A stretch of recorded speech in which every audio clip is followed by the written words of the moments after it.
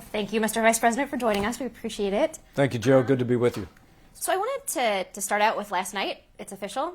Trump is running for president again. Did you watch his announcement? I had a speech at the Lincoln Center here in New York City, but I caught clips of it. And, the president has every right to stand for election again.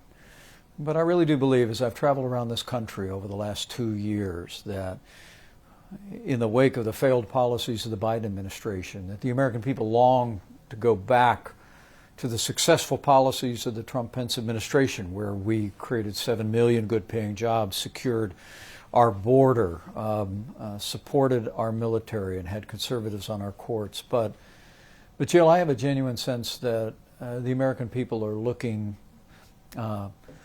for new leadership that could unite our country around our highest ideals, that would reflect the respect and civility the American people show to one another every day, while still advancing the policies that we advanced during those years of service.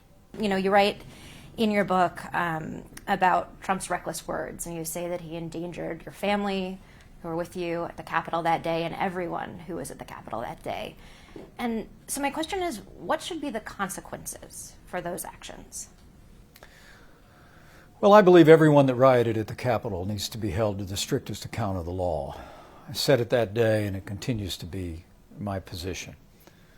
I'll never forget the simmering indignation that I felt that day, seeing those sights on the cell phones as we gathered in the loading dock below the Senate chamber. I couldn't help but think, not this, not here, not in America. But with regard to others, with regard to those in the political debate, I think that's up to the American people. I truly do. And that tragic day in January will always be a day of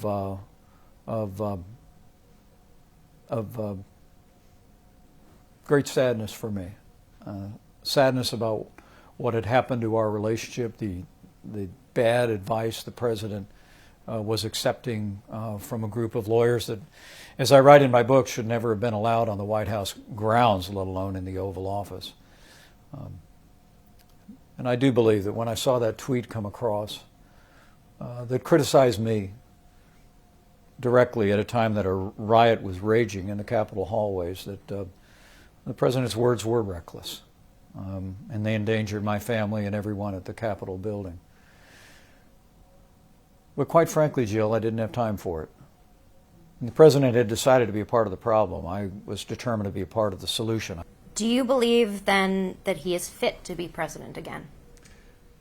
I think that's a question for the American people. But do you think that man should be back in the Oval Office? I think we will have better choices in 2024, and I'm very confident that Republican primary voters will choose wisely.